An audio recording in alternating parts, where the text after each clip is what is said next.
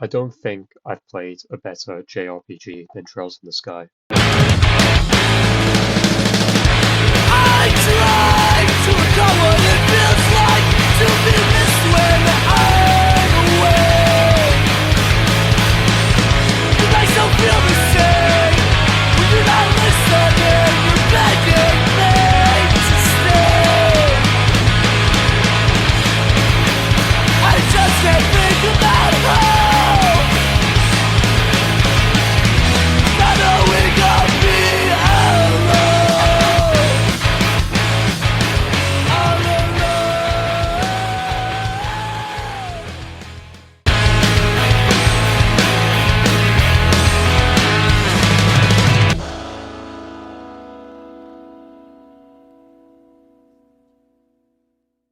I don't think I've played a better JRPG than Trails in the Sky. I was first egged on into playing Trails in the Sky by my friend during the first year of uni in 2022, and I could not pay attention to the game.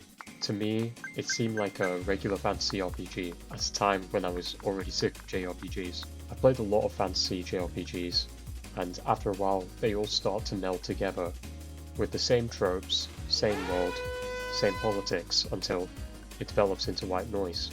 I'll keep it real, I'm not that big into JRPGs compared to other stuff. I played a lot of them, but I don't like them purely because I don't think that the stories are as good as a lot of the other games I've played, and I don't think the gameplay is as fast or as engaging as some other stuff I like fighting games. Xenoblade excluded from this. I'd briefly heard of Trails in the past, and I wondered for a long time why Trails never received its flowers like its contemporaries. Why did no one ever adopt the ideas and techniques it did? As far as I was concerned at the time, it had little influence and was another dollar store JRPG. Maybe no one talked about it because the game was bad and there was nothing to talk about. I played a load of JRPGs in the last year as my friend group just happened to be super into them. A lot of them are super time consuming. Sometimes I feel bad because I play a game a lot of people love and I wouldn't understand why so many people love it. I might think it's okay, but not nearly as good as they think it is. They'll explain to me that they loved the gameplay that I thought was just okay, or explain that a character I glanced over or took little interest in was a masterclass in characterization that served well to the masterful plot. I wonder if it's because I've been ruined by the internet and having access to so many remarkable games and media at the touch of a button. To be honest, I didn't expect to see something unique for a long time. I get 10 hours into Trails, its story is incredibly boring, reminiscent of so many fantasy games I hate, and suddenly my game crashes. My first problem with Trails is that on the build I was playing, there are so many bugs. A PS4 controller won't let you sprint and will rotate your camera constantly, making it unplayable. Capping the game at 30 FPS and then turning on turbo will make characters clip into floors or walls. Not to mention the incredible number of visual glitches. Characters sometimes don't show up, effects won't load, vehicles will move and forget characters exist, causing them to clip. I couldn't walk diagonally. If I pressed 2 times speed and enter at the same time, the game would crash, which is really annoying because I needed to do this a lot. Sometimes the controls will break and stop working, and most annoyingly, the game will just crash. And another one in third, where every time a character used a specific craft, the game would crash. The kid that shot me, I'll be honest with you, all I wanted to do to him, yeah, and this was all I was going to do, I was going to chop his hands off, chop his feet off, and blind him. Right, that was my only plan for the game. I'm not going to kill him. I thought I'd chop his hands off, chop his feet off, and blind him, and see how he likes that. Do you know what I mean? And I'll come back to England. He lived in Brentwood. His mum and dad lived in Brentwood. After some time struggling to keep my attention, I gave up and I dropped the game. During summer, I picked it up again after reading online that there was a huge plot twist at the end of the first game. Curious, I skipped through 10 hours of dialogue trying to figure out what buttons and combinations I could press so the game wouldn't crash, so I could get to the point I was at again. Despite this, I kept playing and I loved it. I haven't explained what Trails is yet, so I'll try to explain.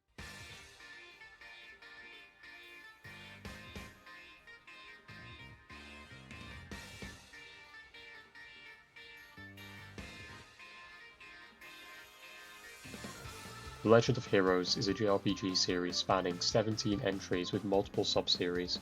However, all the games released since 2004 are part of the Trails sub-series, except for Nayuta, but I won't discuss that for spoilers. Trails is the main JRPG series of Falcom, starting with the first Trails entry, Trails in the Sky FC, released in 2004. The series stands out from other games because every game is a continuation of every other, making this a huge interconnected world. There are 13 games right now, not including remakes or spin-offs, and 4 arcs as of right now. Trails in the Sky FC is a JRPG centered around the character of Estelle and her adoptive brother Joshua as they try to become fully fledged bracers by travelling around 5 regions of the nation of Loewe to get recommendations. SC is the second game in the series, taking place immediately after Trails FC. There is an epilogue in the form of Trails in the Sky 3rd. These 3 games make up the Loewe arc, the first arc of the Trails series. I'll only be covering the first 2 games, because these 2 games can be enjoyed alone, and I think it provides a self-contained story unlike every other game in the series. I also think 3rd is a game that deserves its own video. So what is a bracer?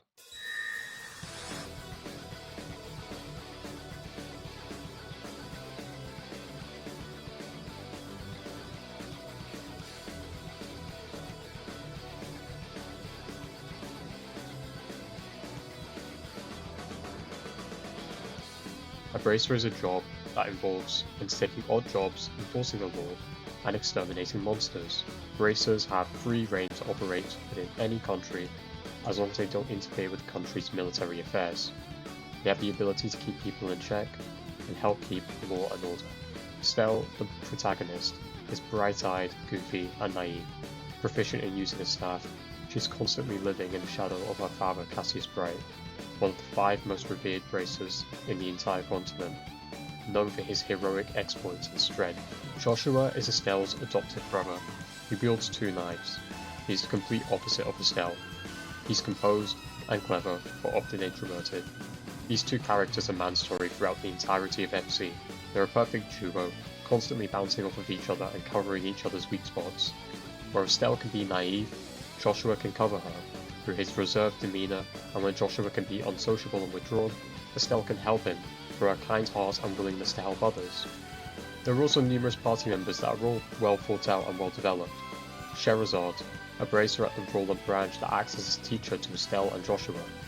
Agate, an average bracer akin to someone like Guts from Berserk with a huge sword and a bigger temper. Olivier, a mysterious twink that constantly hits on every person he sees except Estelle. Tita, the daughter of a famous professor and engineer. Tita is incredibly clever and more than capable of protecting others despite being a child. Chloe, an average student from the Royal Drennis Academy, with her clever and well-trained pet bird, C. And Zin, a revered martial artist and bracer from the eastern nation of Palpod, who travelled to Loewe to improve himself in mind and body. A few other characters are introduced to the party in SC, but the most notable one is Kevin Graham, a mysterious but foolish priest who is also the main focus of Trails in the Sky 3rd. These characters on their own are extremely well developed and interesting in their own right, but the NPCs are just as interesting as well. The NPCs in Trails games are almost always named, and consistently have their own backstories and growth throughout the games. The dialogue and sometimes locations for the NPCs also changes every time the story advances slightly. At first this is incredibly hard to keep track of, but eventually the personalities of the NPCs wins you over. Some of my favourite characters in the game were NPCs. At first I didn't bother, but the writing for these characters is hilarious and it won me over. There's this really funny one I remember when these 2 children are play fighting in a town called Elmo, and when you talk to this kid he says the voice line for a party member's S-craft and he jumps high into the air and spins round. I am invincible! Or am I? I don't know why I found this so funny. This is one interaction of many, and there are too many memorable characters for me to list. There are loads of NPCs that I'd love to list and that stand out to me. That one woman that sits on the bridge in Ruan that's constantly yapping about philosophical topics. Lloyd the fisherman. Dr. Ratio the teacher. The favourite NPC of the Trails community is Anton, along with his sidekick Ricky, an NPC that is constantly trying and failing to get with any girl he can, constantly falling lovesick and then sabotaging himself at the very last minute while travelling the world. It's so funny to see this character develop over the time within the game. Every time I saw this NPC I would always run over to him to see what kind of trouble he got himself into. Oh, and his character rock spans FC, SC, 3rd, 0, Azure, Cold Steel 1, Cold Steel 2, Cold Steel 3, then to Cold Steel 4. That is 9 whole games. 9 whole games to develop one NPC. This is low-key the One Piece of JRPGs. I would recommend finding them yourself. The conversations with a lot of NPCs also goes both ways, further characterizing Estelle and her party members by actively having conversations with NPCs. However, every so often there are some uninteresting, nothing characters. If you play this game, I would recommend talking to the NPCs and picking out the ones you like or find funny, and actively going out of your way to talk to them. I did this because there was far too much dialogue to keep track of, but surprisingly, this ended up being most of the NPCs anyway. Sometimes you meet these NPCs in side quests for the Bracer Guild. This is where I'll now talk about side content, which is some of the best I've seen in any game ever. You can take side quests as the story progresses for your region on the job posting board. These will range from monster extermination to fetch quests to complete, unique, and bizarre requests. The reason I like these quests so much is that there really is no filler in this content. The side content is never as simple as bring me 3 monster carapaces, like it is in every other JRPG I've ever played. This content isn't for padding time. It introduces important NPCs and characterizes them and the party members further. They provide a cute and well written filler in between the main story. The very first side quest I did was to find a missing rock for a boy. Estelle's reaction in pure anger at having to take this job was so satisfying, almost like it was trying to mock these fetch quests. This quest was extremely interesting, requiring me to use my common sense and reasoning skills to figure out where the rock went without any input from the game. Upon finishing the quest, I was given a strong orb for finishing it, and also some hilarious and unexpected dialogue of the client, a child demanding a refund. I was so taken aback by this, it was hilarious, unexpected, and had me laughing in real life. The side quests in the game, and sometimes the main quest, have specific objectives that aren't given. Depending on how well you complete a quest or the main story, a certain number of Bracer points will be given. Getting Bracer points means increasing your Bracer rank.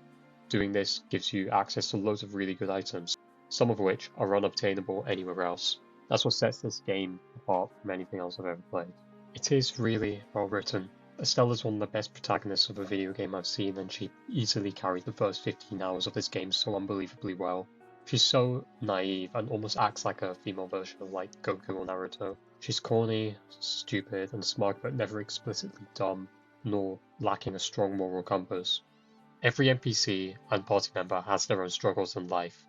Estelle has an impact on the world, but it doesn't revolve around her.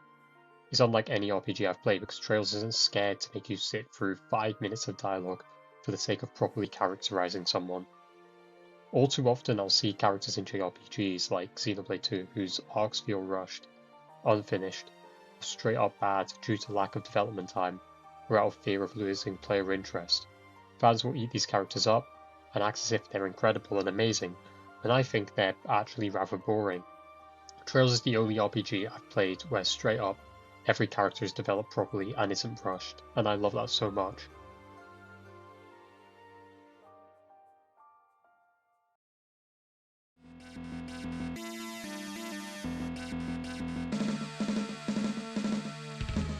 Trails is a turn-based RPG on the grid. The best way to think about it is a mix between the Final Fantasy X's turn system and the grid system in Fire Emblem. You run around on a world map and can attack enemies by running into them. It isn't random encounters, thank God.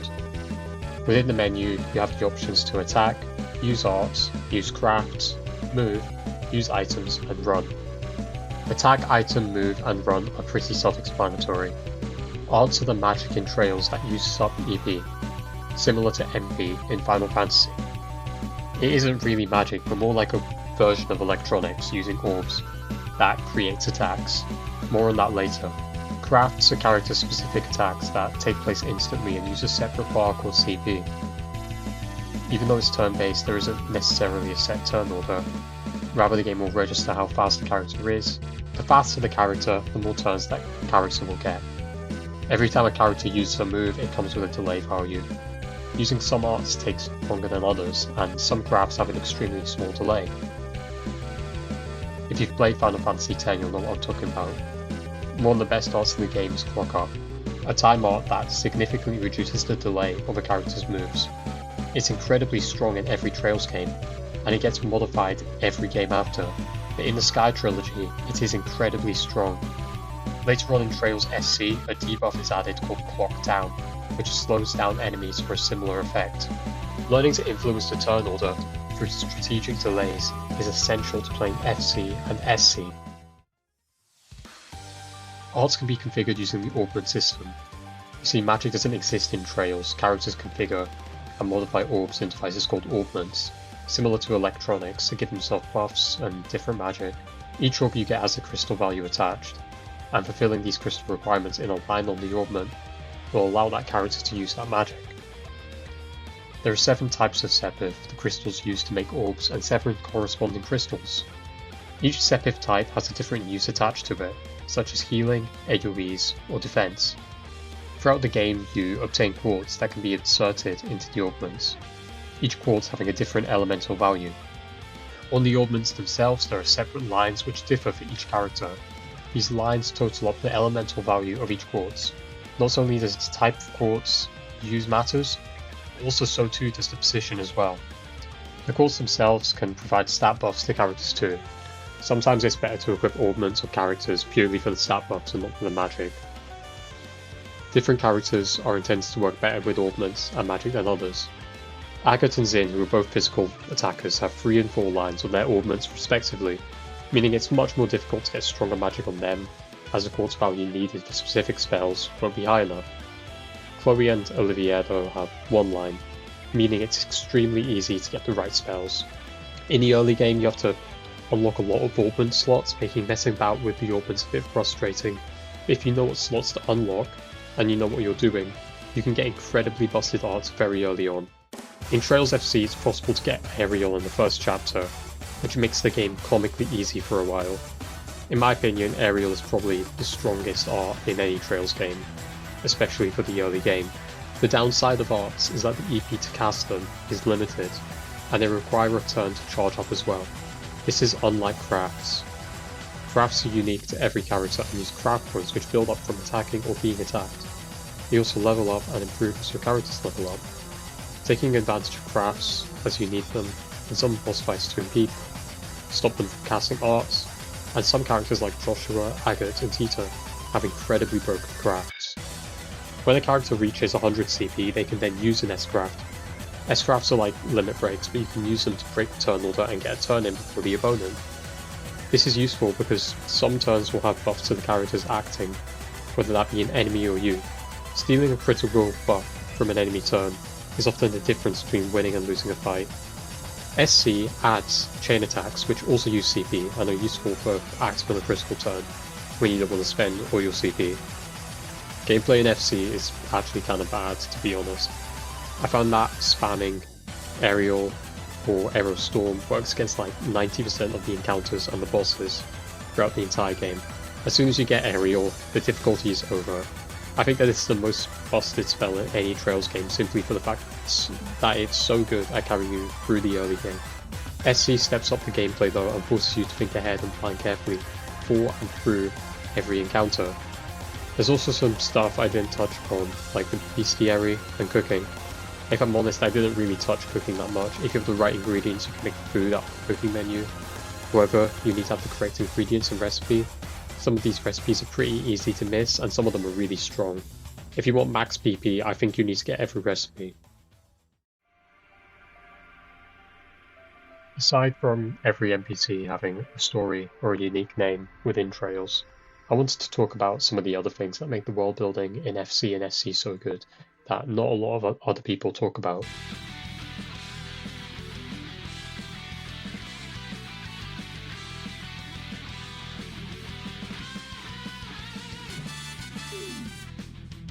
The first anime I ever watched was the original Dragon Ball. Although it's a goofy comedic show, unlike its counterpart TPC, I was enraptured by the world building that takes place during it. Learning about the Red Ribbon Army and finding out that both Tien and the Crane School were working with them shook me. Dragon Ball is the poster child for the shonen anime series, and its world building inspired countless others to follow in its style. Even though shonen anime have incredibly long episode counts and run for ages, they ran like this to build up a wide, expansive world. Now hear me out, Trails is actually just a shonen anime in disguise. With 13 games that expand on the world, with one overarching villain, and storyline That's exactly what this is. When I play Trails, it feels more like it was meant to be a manga or an anime format, and that the story was relegated to being part of a video game. I don't mean that as an insult, it's actually perfect for a story like Trails. One of my favourite parts of Dragon Ball, or any other shonen, is learning about the unique fighting styles and power systems present within the games. Trails has so many awesome fighting styles that have been built up and expanded over time. Most notable is 8 Leaves, 1 Blade, a fighting style that is integral to the plot, but there's so many others. The Taito style learned by Zin, Walter and Kilika, the Vander family style where Kurt Vander in Trails of Cold Steel 3 uses similar moves to Muller Vander, the Alsaid style in Cold Steel. Even outside of these traditional schools you can see Estelle take moves from her father Cassius. The Jaeger Corps even have their own unique fighting style with shared movesets and weapons in Azure. Using a gun is considered a martial art in the Trails universe, seen when Olivier is allowed to enter the martial arts competition using a pistol in FC. Even magic isn't lurked, rather it's configured as part of a device. Up until the Erebonia arc, magic is in a way similar to Final Fantasy, which is always danced around and never explicitly confirmed to exist. So don't actually me. You can say that the magic of Demons in the Crossbell arc is related to the Ordnance and Alchemy, but just shut the fuck up. Every character in Trails has a unique fighting style, and every style is well developed and is a big part of their character, often being very important within the backstory or the wider world. Another part of Dragon Ball that I loved was the villains.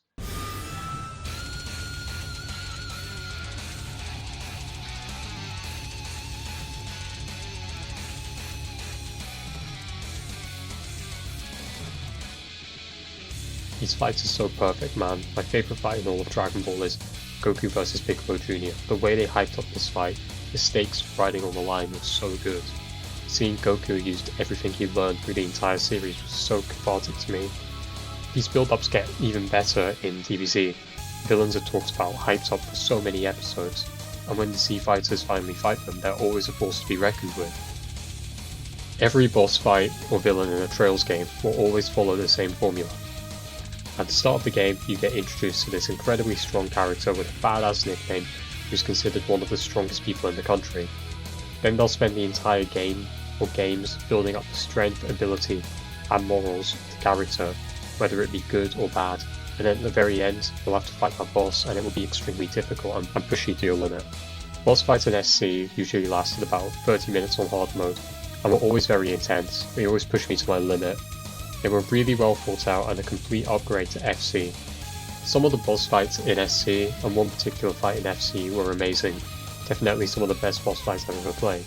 Some standout fights that people don't talk about too much is Walter vs Zin, entire sequence of Canon and Morphea versus Julia Schwartz. This sequence is so good, it makes me mad that people don't talk about this enough.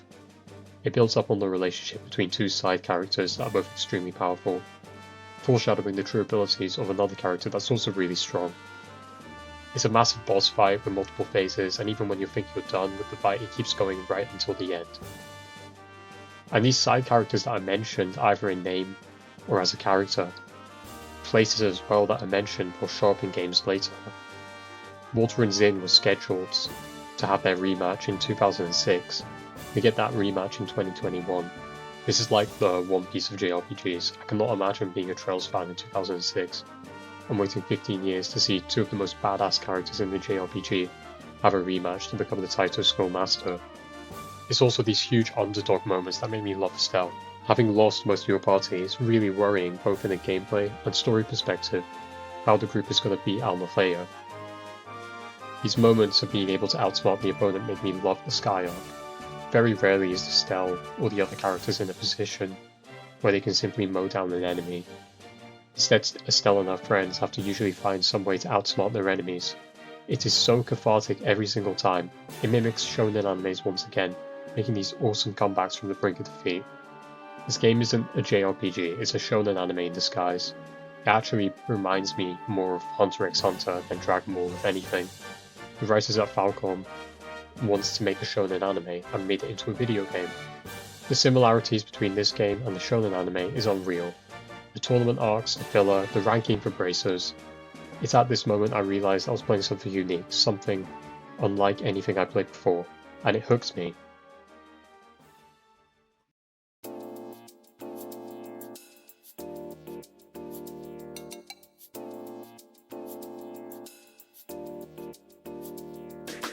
The music to this game is incredible, but I don't want to talk about it too much to distract from the video. There are several other videos online that delve deep into it if you want. The music was created by several composers: Yukihiro Jindo, the late Wataru Ishibashi, and Takehiro Unisuga. I'll play some of my favourite tracks and talk about why I like them so much.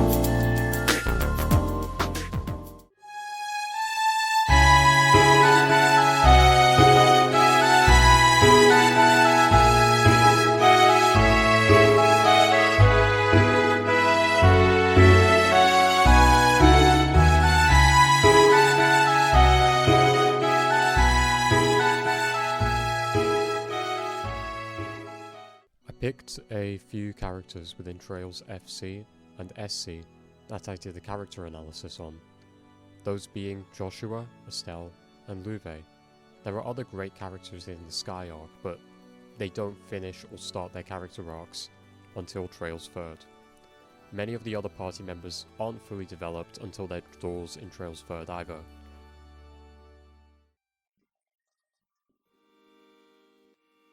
Joshua's story and plot twist captivated me in an indescribable way, and is one that I could relate to all too much.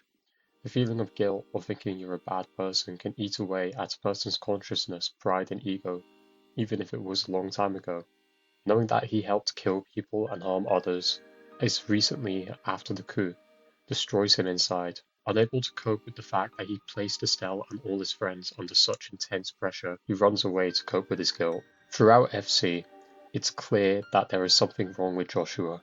The way he reacts to tense situations is very competent, implying that he is used to being in difficult situations like the ones presented in game. One of my favourite moments of these implications is at the beginning of FC, when he stands at the top of a tetrasilic tower. All of these moments culminate to a plot twist at the end of FC. This plot twist, combined with the reveal of Weisman, shocks the player, taking a nothing character that has followed you just like in any other NPC in Trails, and giving his consistent actions a motive is a genius in subversive writing.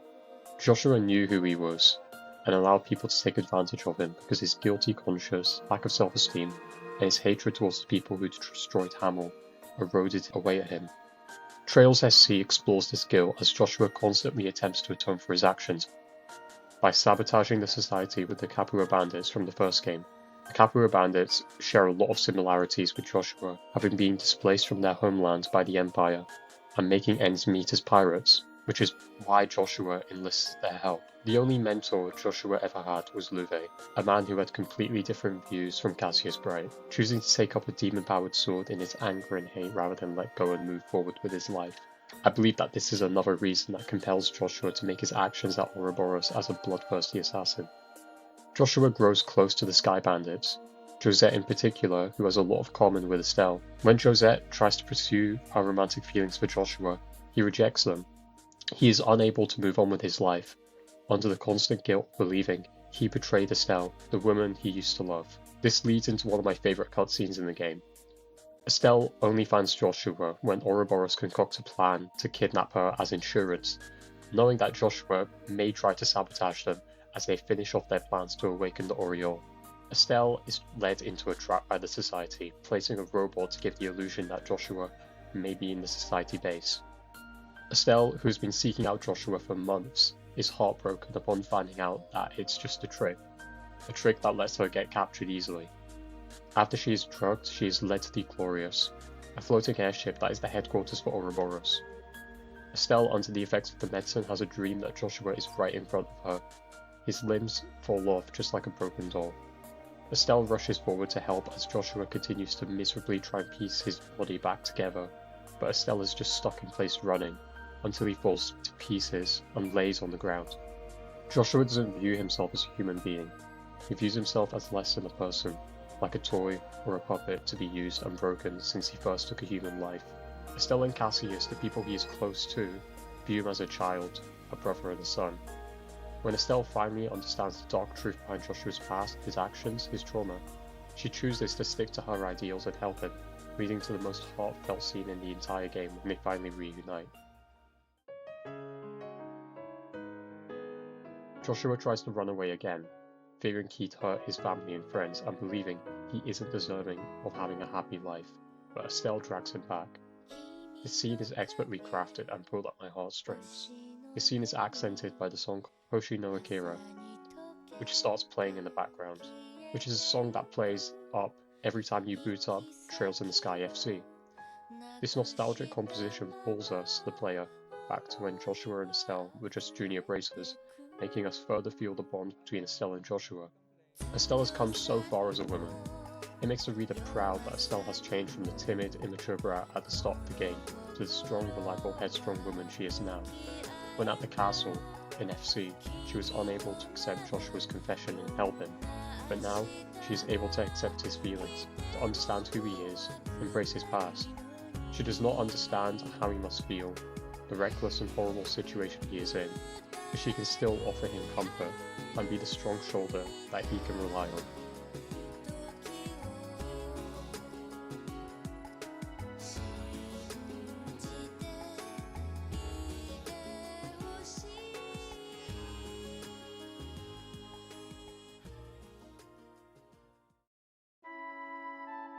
My absolute favourite section of Trails in its entirety is Estelle's dream sequence when fighting Luciola.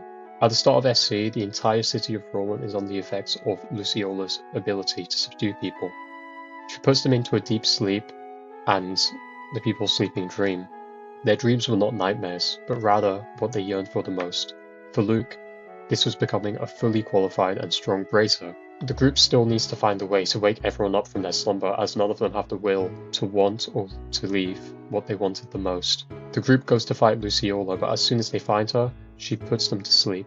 At this point, the player enters a dream sequence inside Estelle's head. One might wonder what Estelle would yearn for so much that she would do anything to get it back would be.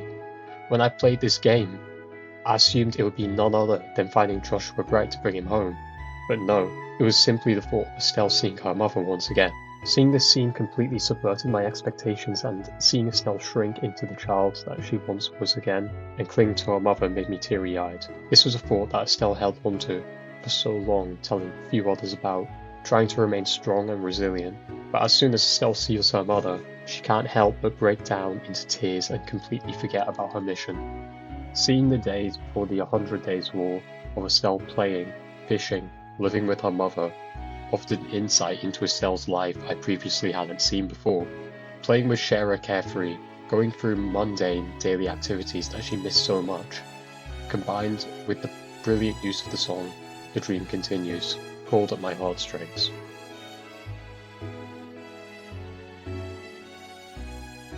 As the dream continues, pun intended, Estelle gradually notices that something is wrong when she goes to Joshua's room, only to find that it's a storage room. Inside the storage room, a single chest and a lone harmonica. Slowly she realizes something is wrong and tries to remember that one Erebonian song that Joshua always played on his harmonica, The Whereabouts of Light.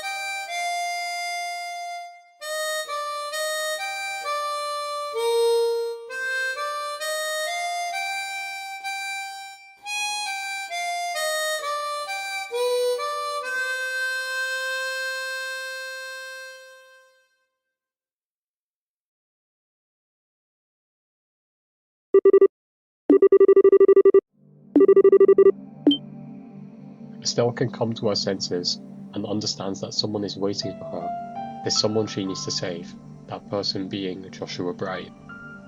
Estelle chooses to leave, having a conversation with her mother, where her mother states how proud she is of Estelle. This highlights to us, the player, how far Estelle has come from her bratty nature at the start of FC. She may not be the strongest, but she had the emotional intelligence and resilience to keep moving forward no matter what. Nobody else other than Estelle could have woken up from their dream by themselves. It goes to show, really, how resilient and strong Estelle actually is. This was a plot by Ouroboros to break Estelle, the same way Joshua's heart was broken, but where Joshua was broken by Karen's death, Lena's death gave Estelle a sense of purpose to protect others and to keep moving forward.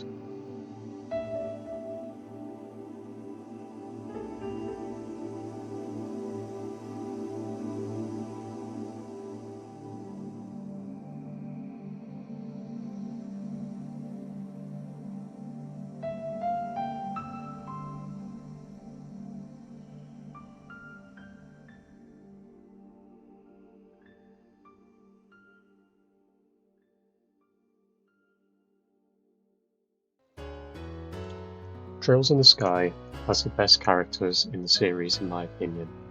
The parallels between each character and how they interact with one another is part of what makes the story so good. The parallel between Joshua and Loewe comes up a lot. However, I think that Estelle and Loewe have far more in common than any of the other characters in the game. In fact, after looking at this game for what's been more than a year, I believe that Estelle is written to be a polar opposite of Loewe. Furthermore, I believe that Cassius Bright's ideals were in parallel to Ouroboros. Joshua and Loewe, and the personification of these two ideals that carry hope and nihilism respectively.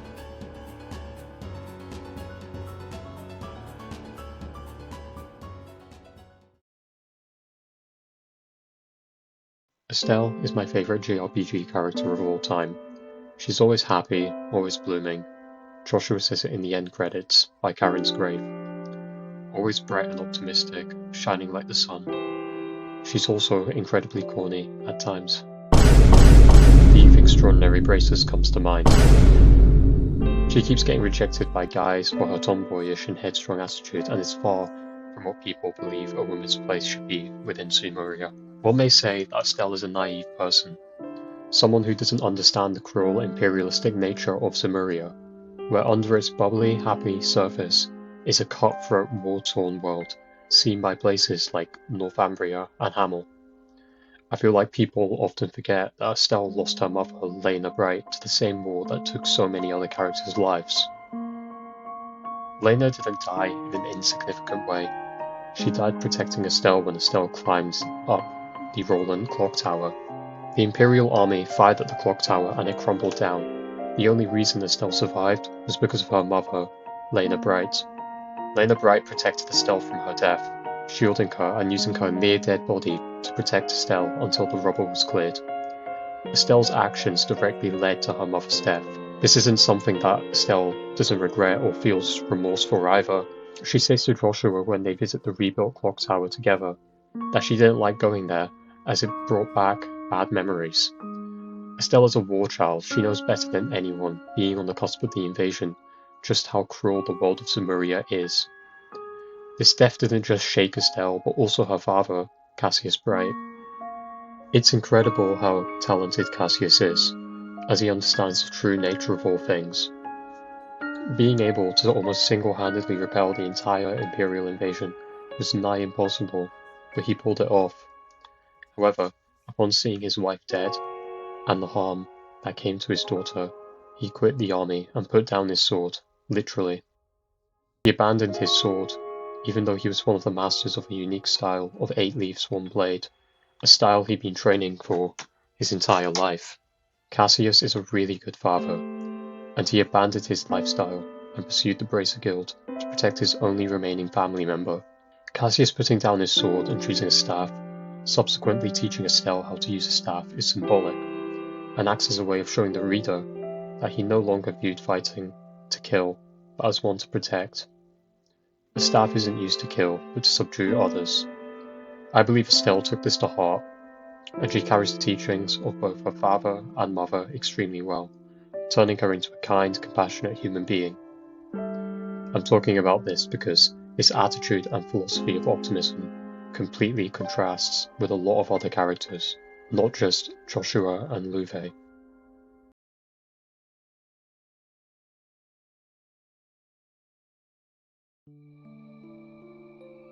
Loewe is extremely similar to Estelle. Growing up, he yearned to be a bracer, to become someone who would protect the world from injustice, and so he became extremely diligent with his swordsmanship, training every day with his beloved Karen and her little brother Joshua. Loewe awoke in the middle of the night to the gunshots and screams of the villagers, as he noted that the quiet village of Hamel was being invaded by the Jaeger dropouts. The crimes they committed are far worse than murder alone, and I would rather not say. The Jaegers didn't stand a chance against Loewe's prodigious sword skills, but the act of having to kill another human made him hesitate. It made him slow. When he found Karen, she was dead. This moment was an awakening to Loewe about the cruelty and frailty of the real world.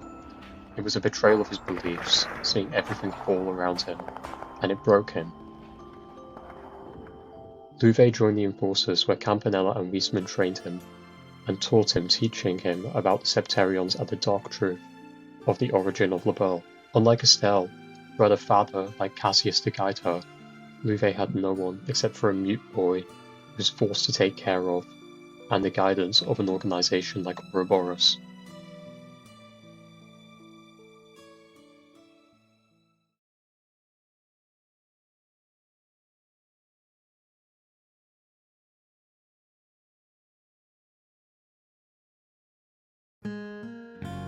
I struggle to understand what Loewe's real philosophy is. However, I believe that he is trying to push others to the brink of despair that he once felt, to see how far he can push the best of humanity in order to break them, so he can really show that humanity really is evil and punish them for their sins. Ouroboros is really a means to an end for Loewe, to take out his anger on the world. An example of this is Loewe burning down the orphanage in FC. The only reason he did this was to push the best of people, like the matron and Estelle, to the brink of madness and break them. Estelle is the counterpoint to Loewe. She's seen the horrors of the world, but yet she remains steadfast, positive, hopeful always moving forward. When I think about what Estelle goes through in Trails in the Sky, I always think it would be easier for the Falcom writers to just write her as a character that slowly gets more jaded and angry as time goes on, similar to a character like Guts from Berserk for a while after the eclipse. She isn't like this though. She'll go through hell and back and get back up every single time with a smile on her face.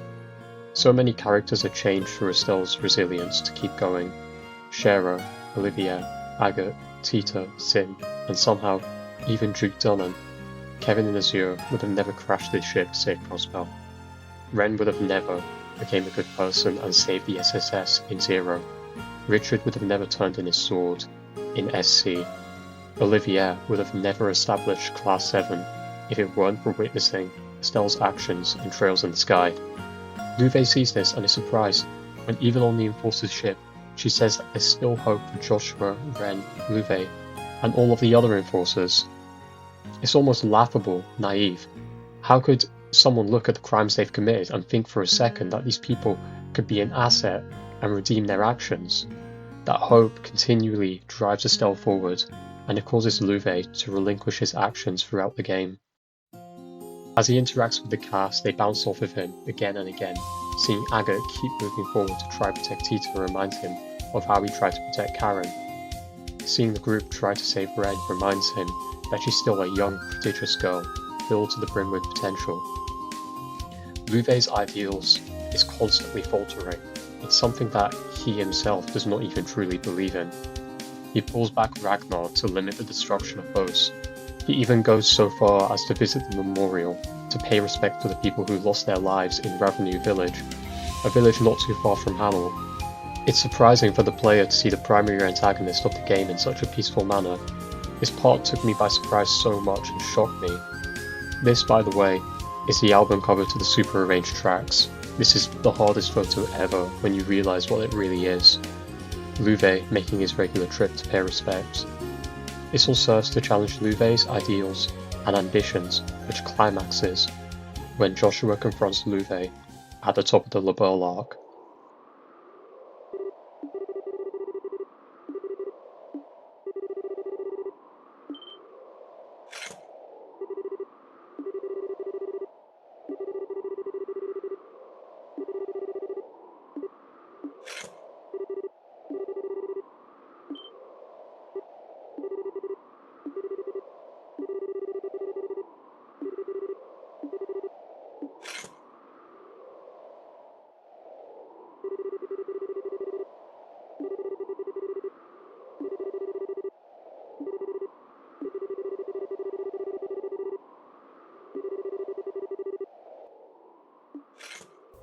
The fight on the La Belle Arc isn't just a clash between two childhood friends, a mentor and a student. It's a clash of ideals, of hope for the future, and against the impending nihilism of imperialistic war and violence that Joshua, Loewe, and Estelle have seen before. This is my second favourite boss fight in a Trails game, just behind the final boss of Azure. The entire 2 games is really just a lead up to this final confrontation on the apex of the world, as time marches down towards Beastman finishing his plan. When I first played this boss fight, Loewe's S-Craft destroyed my party straight away.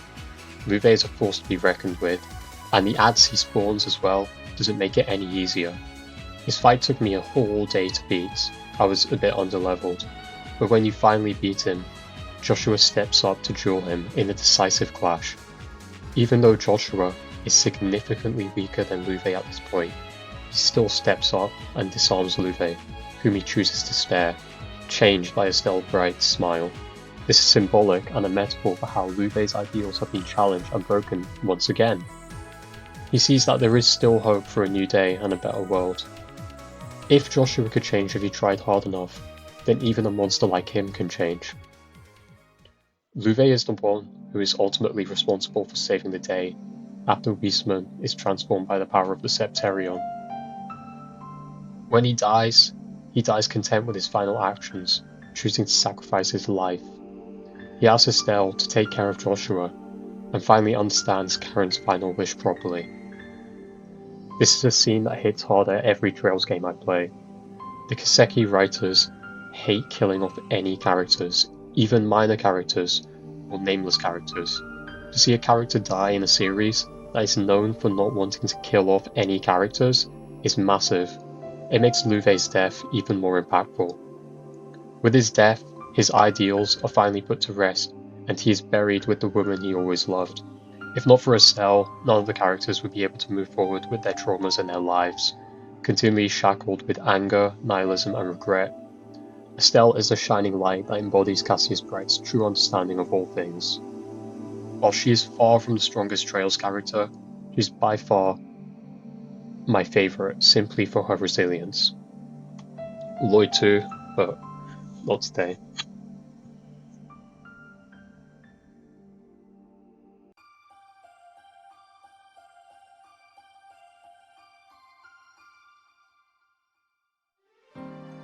I feel like there's a lot of stuff I didn't talk about regarding this game, but I want to make this video because I wanted to take a step forward and talk about something I like with like-minded people on the internet.